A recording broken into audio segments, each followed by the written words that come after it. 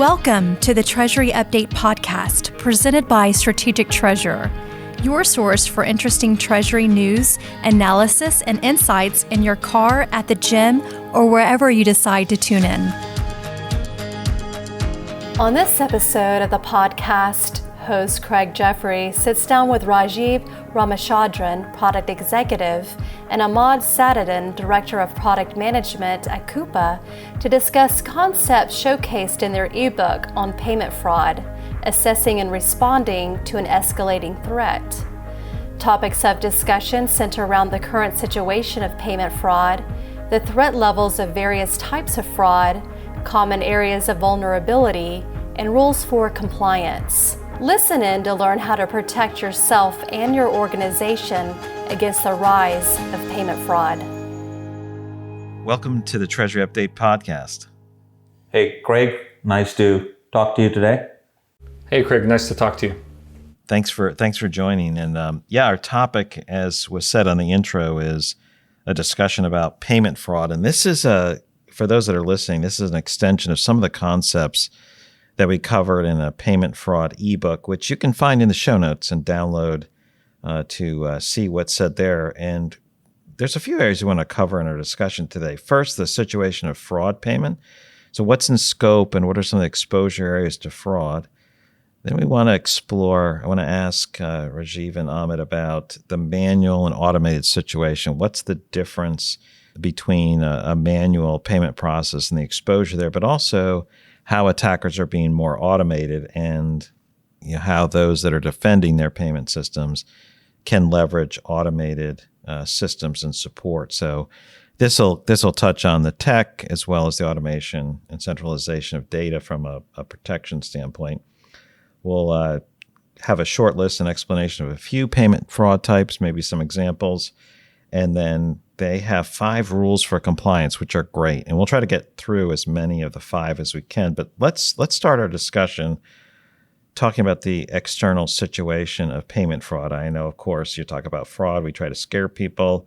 But maybe, Rajiv, you could start us off. If you could give us a headline, maybe the first paragraph or comments on what's going on with payment fraud. Definitely. So, Craig, it was interesting. So just before this podcast, just for the sake of fun, I just Googled payment fraud and I saw 400 million search results, right? So it's interesting to see this topic so prevalent now as an individual, right? Or as a business or as a government entity.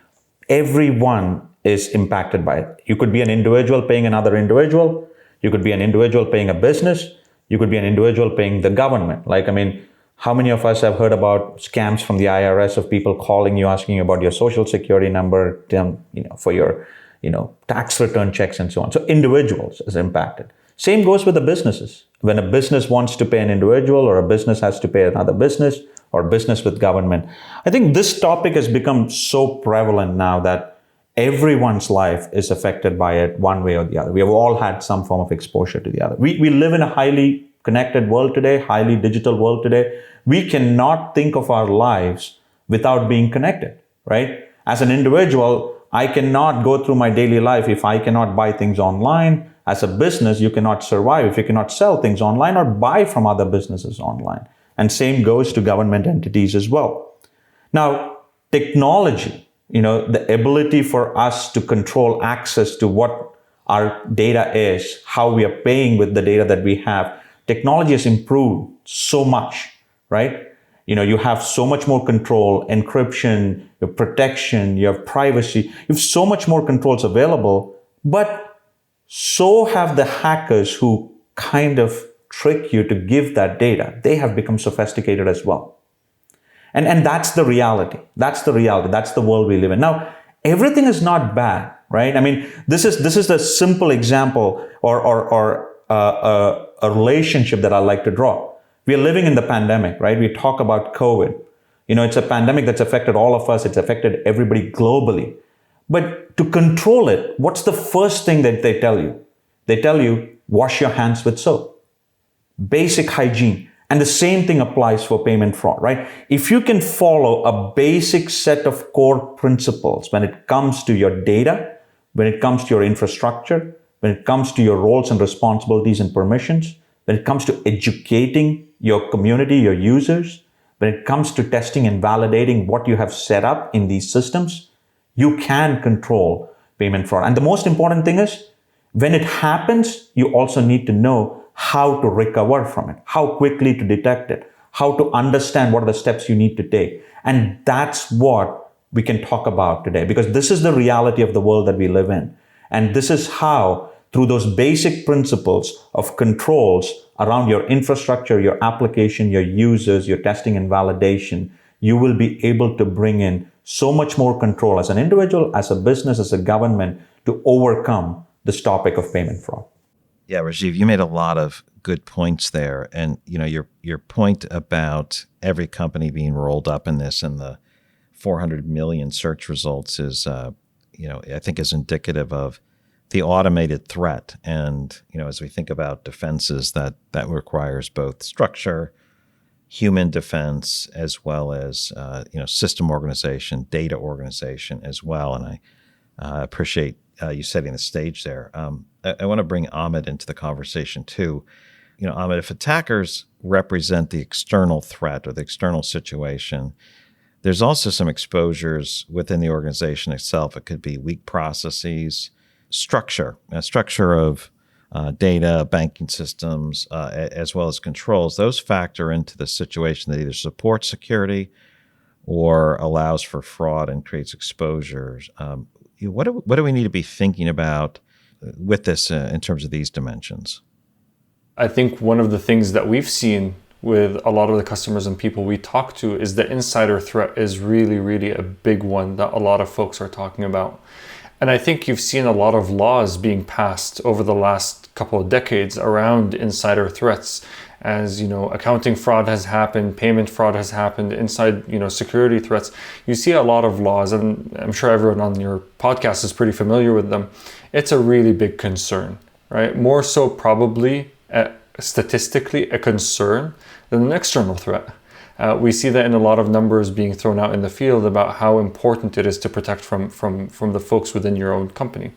When it comes to how do you trust folks, there's that great saying, trust but verify, right?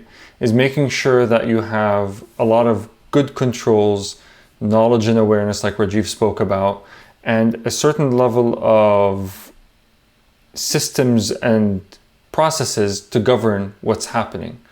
At the end of the day, we would all like to trust each other internally in our own organizations, similar to Rajiv and I trust each other.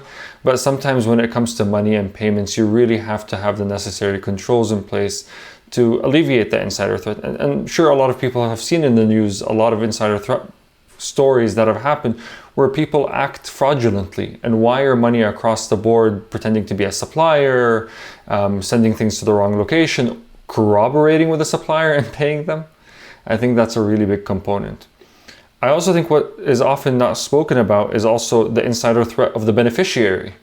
Oftentimes when you're paying someone, although that might be an outsider threat to the organization itself, your beneficiary who's your partner, a supplier that you've probably worked with more so than some of your other internal folks, might have someone inside that's malicious as well. So working together, in partnership as a payer and as a beneficiary to protect against the holistic insider fraud, I think is a really, really important thing that a lot of companies need to put on top of mind. Just to follow up on part of what you said, I mean, you talked about suppliers, internal, and a few other components there. But the thing that stuck out is you talked about, I think, segregation of duties and insider fraud. How much of it is it the problem with the segregation of duties isn't there and the internal people harm the company the most? And how much of a concern is it that if you give too many rights, you don't employ the principle of least privilege, that if someone gets their credentials from outside, they also expose the organization? Is that just the other side of the coin, or do you have any way of calibrating that? I think a lot of things come up from the question that you asked, right? I think when you think about it, there is what is mandated by law and what companies need to follow as just not even table stakes, right? This is like zero. You have to do that. Otherwise, you're in non-compliance. Like, let's not even talk about risk yet. We're talking about compliance on a very basic compliance level. Everyone should be thinking about this holistically with what's being governed. That minimum standard, that's the minimum, right? And that's not even a debatable thing. If you're struggling with that, I think most companies should seek help, right? That should be maintained. It shouldn't even be spoken about as something that is nice to have. On top of that is what is best practice. And what you see as well, a lot of companies implement best practice when it comes to separation of duties, separation of concerns, having the right, token rotation or two-factor authentication, having the right rotation of user, security and passwords and all of that stuff, making sure your infrastructure, not many people can access it and who can support it. All of these things are really important things that companies need to think about. I look at this topic as really an enterprise risk management topic. Every company has to understand the vectors of fraud and where risk lies, come up with appropriate mitigation plans for it, and most importantly, and where I see failure, and my background is in the risk management field, where I see failure is enforcement and making sure that they're maintained. Because risk management and fraud prevention isn't a snapshot that you just do this exercise once and Bob's your uncle, you're done. It's a continuous cycle that you need to stay on top of it, because fraudsters are becoming more sophisticated. They're changing their approach. Your infrastructure is changing. You're becoming a bigger attack vector, right? So all of these things need to be properly done in a way that there's a strong level of enforcement, that there's accountability being held over enforcement, and that the process is maintained and evolved if it doesn't fit the business needs anymore. And I think there's a very important thing here, Craig. It is that if you put those internal controls right, you're solving for both scenarios. You're solving for external threats and internal threats. Let's give a very simple example, right? Typical example that we see where fraud happens, it's not the sophisticated hacker trying to do some encrypted algorithm breaking and trying to do fraud, right? It's as simple as somebody trying to say, hey, I'm a supplier, I work with your enterprise, pay me at this account, right? Now, think of that scenario. That same scenario could happen if there's somebody within your company who's saying that, hey, I know this entity that we need to do business with, just pay to this account. In both those scenarios, that data could come from an external source or from an internal source. If you have a structure in place to say, look, anytime we have payment data that comes to us, we have a rule which says that there is a person who will review and approve it, and there'll be a second person who has to go and do it. It doesn't matter whether that source is internal, that Ahmad knows that person in the company who gave him that data, versus somebody external who's giving them data. So my point is, the controls that you need to put in place as a business, right? The roles and responsibilities, the processes, simple things like if you create a payment batch to release a payment, you cannot release that payment. You cannot be a creator and releaser of the payment at the same time. These are compliance rules, right? SOX enforces this. They want to make sure that not only do you have even if you have those roles, you do not do it if you are the creator, right? That permission level granularity is required. Even if you do a single sign-on, you need a two-factor authentication before you go and release a payment. So these are all good hygiene, good principles that you can enforce within an organization that can help you both against external threats as well as insider threats. And like Ahmad says, people always think about payment fraud, they think about it as external threats, but the impact of insider threat, the insider fraud is huge. And these kind of principles bring one set of controls that will allow you to prevent both. And that's what enterprises need to follow. Payment fraud oftentimes is, it can be cyber fraud related or not. Like you said, it could be internally based. But maybe you could describe some of these payment fraud types in a way that we can think about them either from cyber fraud or from the human element or the internal threat that exists. What's happening and why are they issues? And I know we started some of that already, but maybe you could expand on that. Yeah, I think we started some of that already. I agree with you. I think this is a great, right? I mean, Ahmad and I were discussing this. It's an AFP report on payment fraud and controls. And you'll be surprised, right? I think they quoted like 12% of threat. This is a 2020-2021 report. 12% of the threat was related to, like I said, sophisticated cyber crime. But 60% of payment fraud, 60% happens because of phishing emails. Simple phishing emails that are sent, and people make the mistake. You could be, like I said, you could be an individual, you could be working for a business. These are simple mistakes that people make in sharing information that should not be shared. It could be, credentials that allow you to release a payment data. It could be bank account information from which you're making a payment. It could be even just user ID and password into systems that you're not supposed to give. And this is where I feel it is important for people to understand this topic and relate to something, right? This doesn't have to be some sophisticated hacker sitting in some corner of the world trying to hack your systems and break. This is a simple phishing email. And 60% of payment fraud starts there, right? Another 30 to 40% of fraud happens in just data collection, right? Data collection around who to pay, where to pay, and how to pay, right? So this is just pure data collection. This is where 30 to 40% of fraud happens. And this isn't, and Craig, we should discuss this, right? This is a good topic to discuss. I talk to a lot of customers. They tell me, hey, I want to do a penny test and I want to validate this account. I'm like, great. But you know what?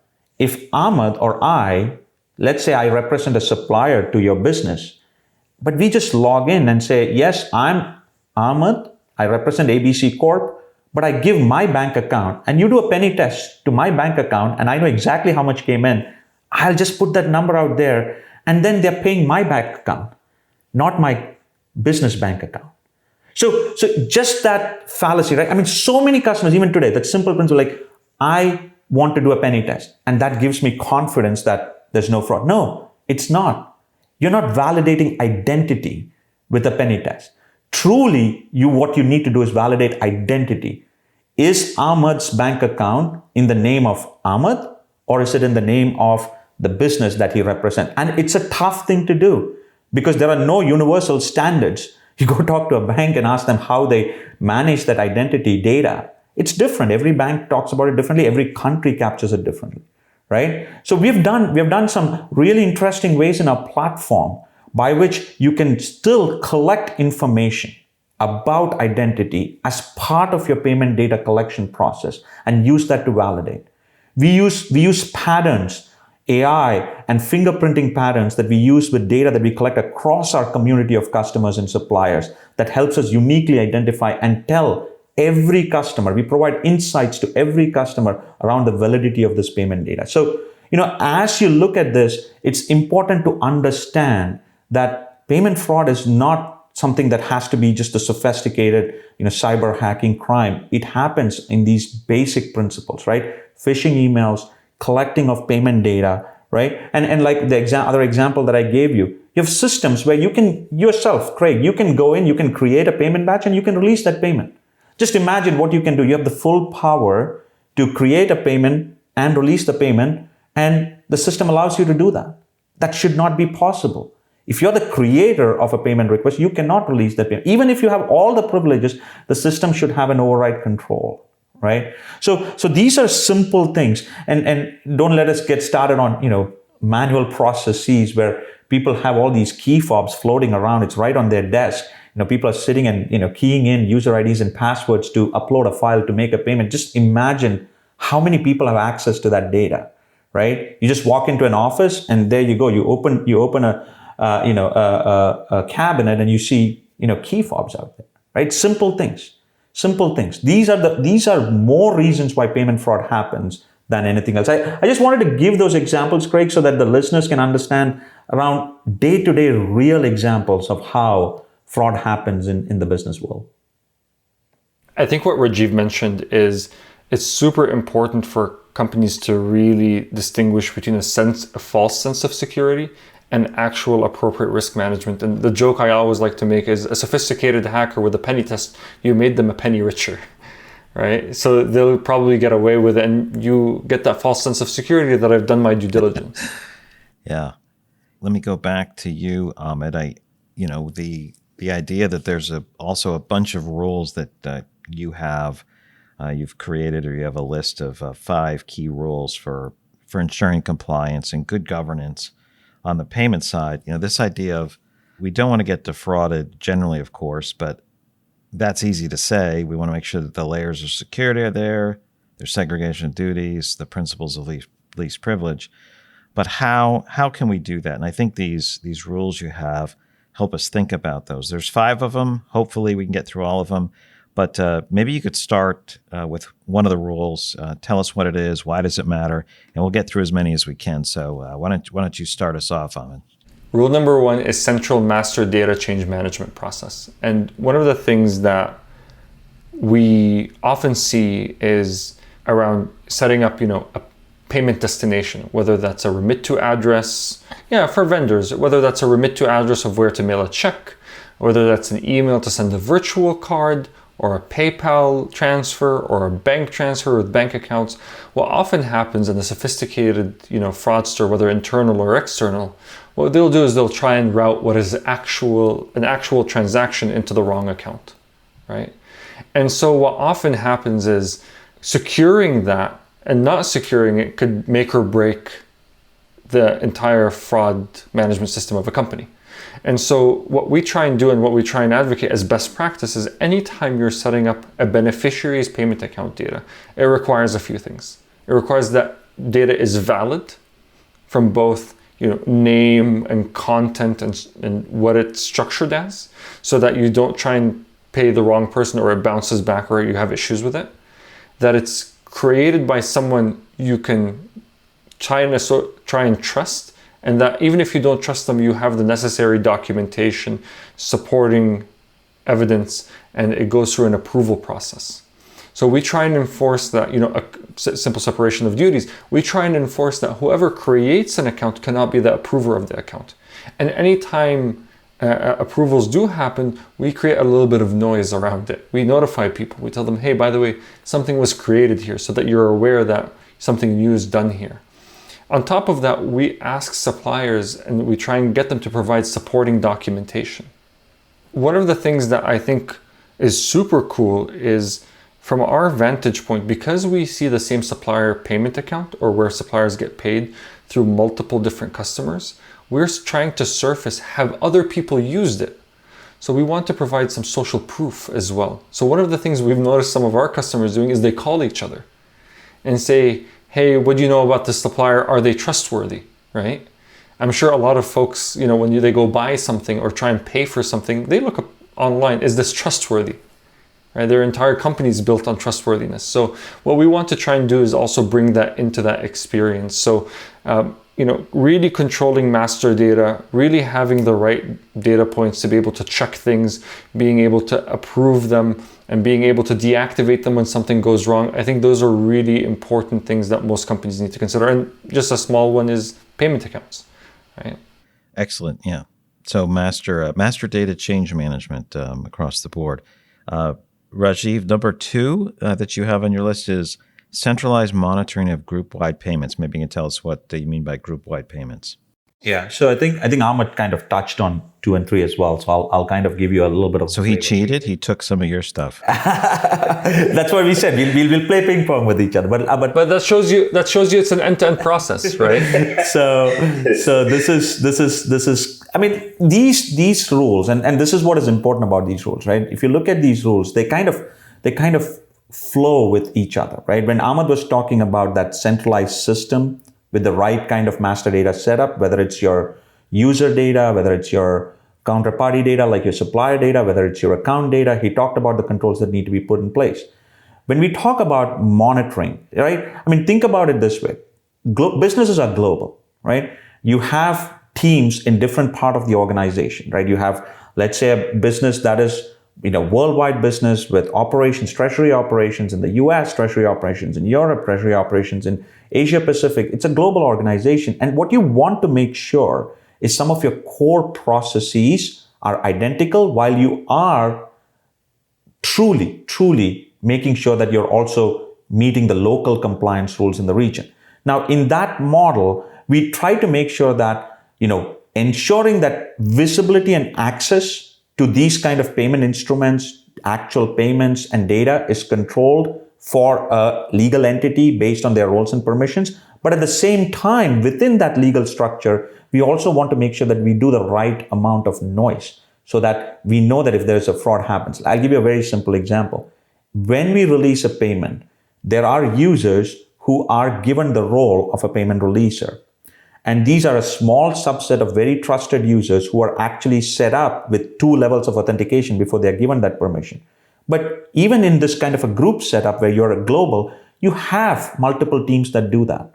But it's a good hygienic practice that when one person is releasing it, 2 other counterparts in that same group get a notification that somebody has released a payment, especially if it is greater than, let's say, X million euros or X million dollars, because now you're creating a little bit of noise so that even if one of them, who is a trusted representative of the treasury organization, wants to commit something, they cannot do that because that level of noise is created. That education and that noise is around how smaller groups and bigger groups can start monitoring some of these critical things, right?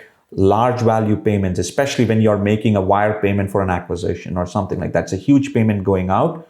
You want to make sure that there are multiple people who not only just approve and release, but once the payment is released, are also getting that kind of notification. So think of it as your third level of control, right? Your first level of control is your setup, your roles and permissions. Second level of control is all your approvals. And your third level of control is now you still cannot get away, right? Because immediately there are 2 other people who are kind of your peers. You may be like the VP of finance.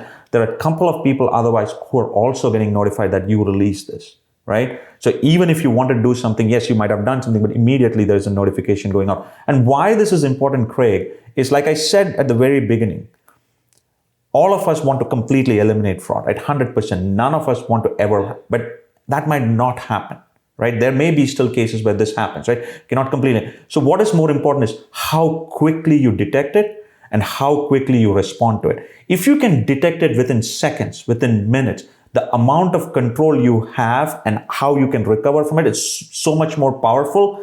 And in that same report in AFP, we were laughing when we read this. There are companies who couldn't detect fraud for 6 to 12 months.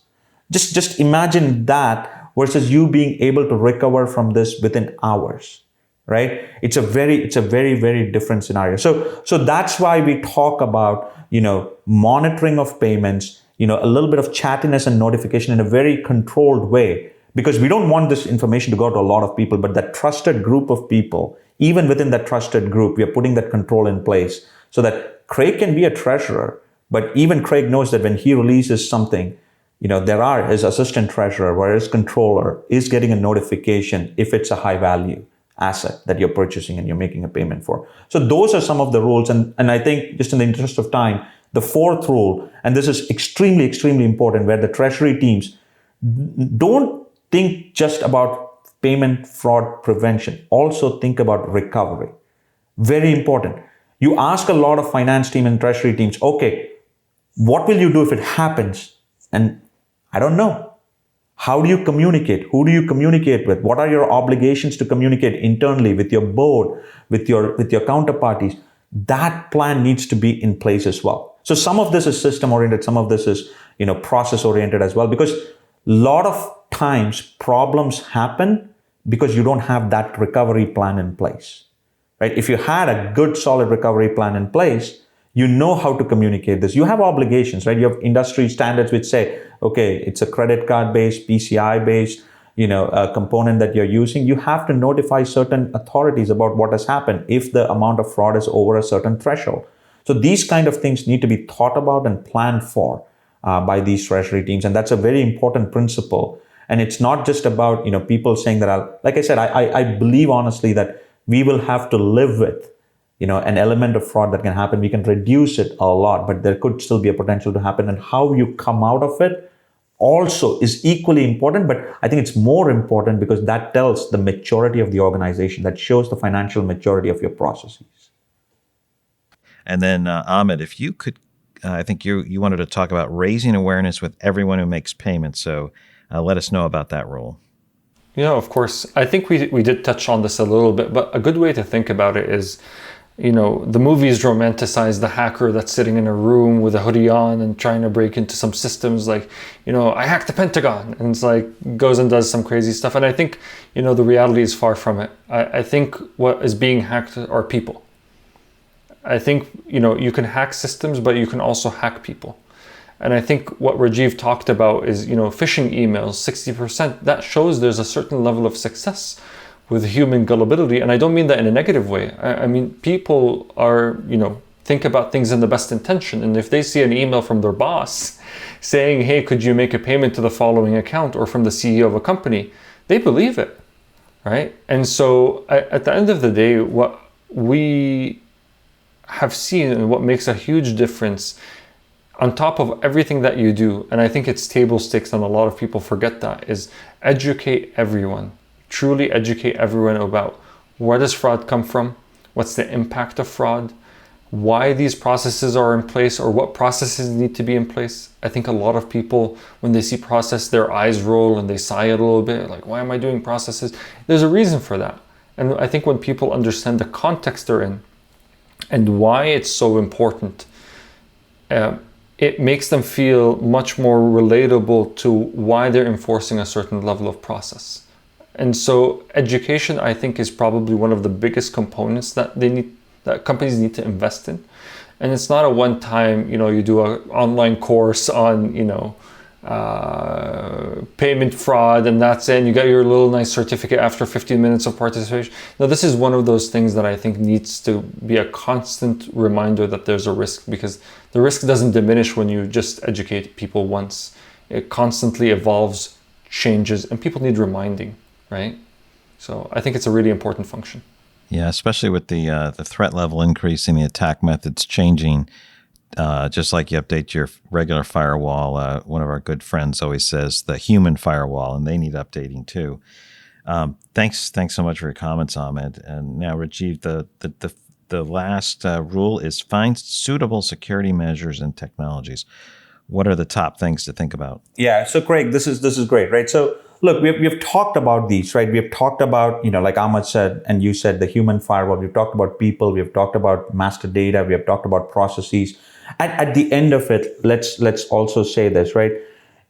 The right platform with the right kind of controls, with the right kind of infrastructure is your solution to have in place to overcome your challenge. I mean, again, that same report I'll quote, the AFP report, 66% of fraud happened on paper-based check payments.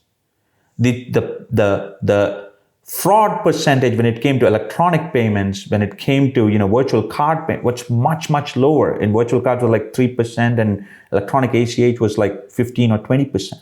Right? There's a reason for that, right? And what we also understand is a lot of businesses are a little backward when it comes to digitizing their back office. They have a lot of manual processes, paper processes, right? And they struggle when it comes to really getting a control process in place. So what we definitely guide your listeners and businesses who are listening is around thinking about the right platform to have. And today there are very modern cloud-based platforms that are really, really efficient when it comes to putting in place the infrastructure security, the application security, the controls that are required. And these platform providers are kind of doing this for their own business, in the sense that they're doing it, day in, day out. They're putting teams, they're putting people in place to do this kind of sophisticated control so that they can give a holistic solution to their customers. And what my recommendation to businesses is, this is where they can easily think about, in today's modern world, a platform to buy rather than a platform to build. Many of these businesses think that they have to solve all these problems by themselves, right? So when we talk about these things like, how do I solve it? How do I build all this into my control? And they don't have to. And that's why I keep saying, as an example, our own platform that we talk about, right? I mean, Ahmad and I own our Coupa payments area of our overall Coupa business spend management platform. And this is day in, day out. This is exactly what we think about every day. How do we put the right controls? How do we bring the compliance? How do we show the visibility of a transaction? How do we make sure that every data point that comes into us is audited, right? And that's what we do for a living. And that's what we want to bring to our customers. And we want to give them the right tools, the right technologies with that right foundation to help them overcome some of the challenges that can happen in a purchasing process, in an invoicing process, in a payments process. And I think that's what businesses can now think about using, because there was a point in time when they didn't have access to these kind of modern platforms. They had to build a lot of this themselves, and it was very difficult for them. And I think that part of education is, again, what we can do with your listeners is help them understand that there are platforms that provide this today out of the box. And these are platforms that can lay the foundation for a good digital transformation and a secure digital transformation for businesses. I want to add as well that I think a lot of folks think, we can just bolt on a solution to something existent that we have, and rarely does that work. When it comes to risk management, and especially when it comes to fraud, there are so many vectors, and the surface area is so big that you kind of have to protect it end to end. I mean, we haven't even spoken about, is the invoice even fraudulent, right? To even begin with, we've spoken about payments, but what are you paying?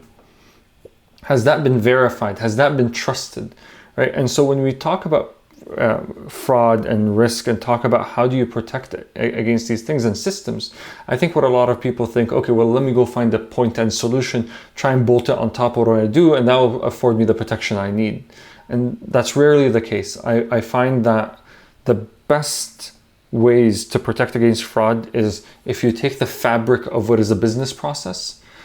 Your risk management controls is a thread that weaves in through every single part of that fabric. And if you don't weave it through the entire part of the fabric, you will have a weak part of the fabric, and it will rip at that seam. And so it's a really important principle to think about. How do we instill all of these controls and business processes and systems throughout the entire journey of a dollar going out of the company?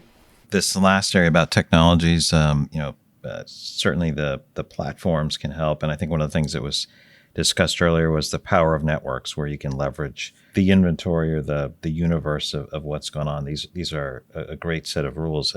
I think as we wrap up the podcast, I'd like to hear just final points, closing points from each of you. I'll begin with Rajiv and then Ahmad, and thank you. So yeah, Rajiv, what should we be thinking about at a summary level? Craig, first and foremost, thank you for the opportunity to come and speak to you and your listeners about this topic. I think it's a great conversation to have, because it's an important conversation to have, right? This is a topic that people need to be educated about. People need to understand what are the threats out there. People need to understand how they can protect themselves. Education is very important. And the last part, like I said, is, people need to also be aware that, this is going to be with us. It's not something that's just going to go away one day. But what you can do, the basic steps you can do to control, to protect, the hygiene that you need to put in place, it's not difficult. And if you do that right, you are looking at a very mature finance organization, a financial maturity model at which you will be at the top.